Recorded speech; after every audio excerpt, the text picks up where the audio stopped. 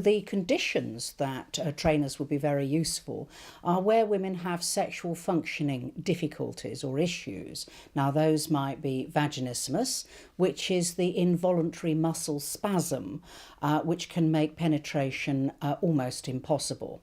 So very often they may be non-consummated marriages for that reason.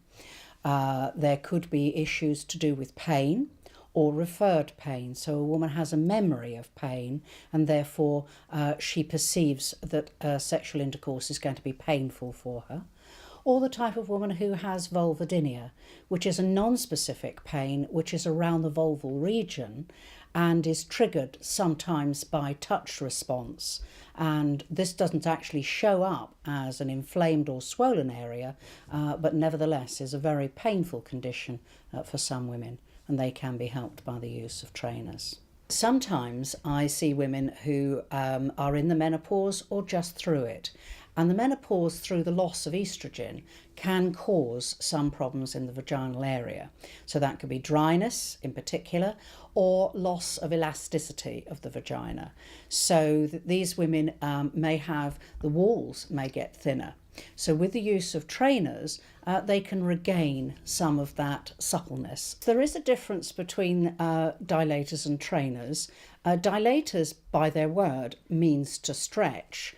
But as a sex therapist, I'm looking at retraining and giving new muscle memories to these women. So they've actually got to learn a new way of receiving something to the vagina, and therefore overcoming their muscle responses, really. So that's why I like to call them trainers instead.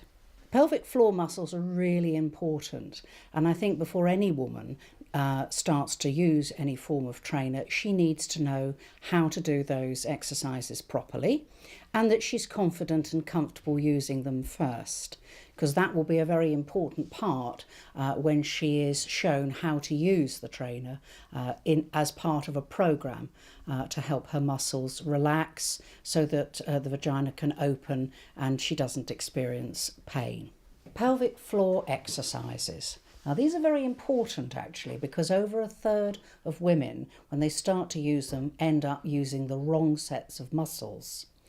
Now they're a sort of crisscross of muscles in the perineum and in front and behind the vagina that are used to hold everything in. So especially if you're having a baby, that's what stops everything all sort of falling out. So they're a very important set of muscles. Now, how do you identify which ones to tighten and which ones to relax? Well, when you feel you want to pass urine, the thing to do is to go and sit on the toilet. And when you start the flow of urine, you are relaxing those muscles. When you stop the flow of urine, you are tightening those muscles.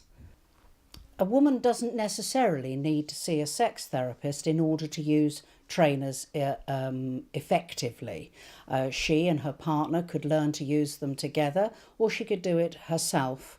And it's a series of steps, progressive steps. And I think this type of training video will be very helpful for her.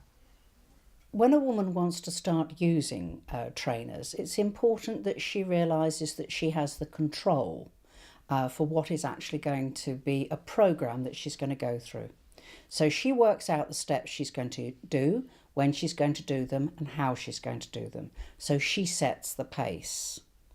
She then learns how to do her pelvic floor exercises, because what she's actually going to learn to do is to override a reflex reaction of her body. So the anxiety that she feels will then put in this reflex action. So the less anxiety she feels, the more she'll be able to relax, and then she can progress through the program. So it's important that the woman learns to relax herself, that she's in a situation where she's undisturbed, she's not hurried, and she's nice and warm and comfortable. That's really important. So when she starts to use the trainer, she uses the very smallest one first. When a woman starts to use a trainer, it's important that she uses plenty of lubricant. And the lubricant that she uses I like to suggest is thicker rather than a thinner water-based one, so and a very aqueous one. So what she does is she takes the lubricant and she puts it all over the outside of the trainer. The first trainer she's chosen is the smallest one. She then, I'm going to be using my hand to symbolise a vagina. She just puts lots and lots of lubricant on the outside of the vagina and just a little bit at the entrance, just like that. So there's plenty of lubricant. Now the idea is to take a deep breath in and then let the pelvic floor relax and offer the trainer up to the vagina.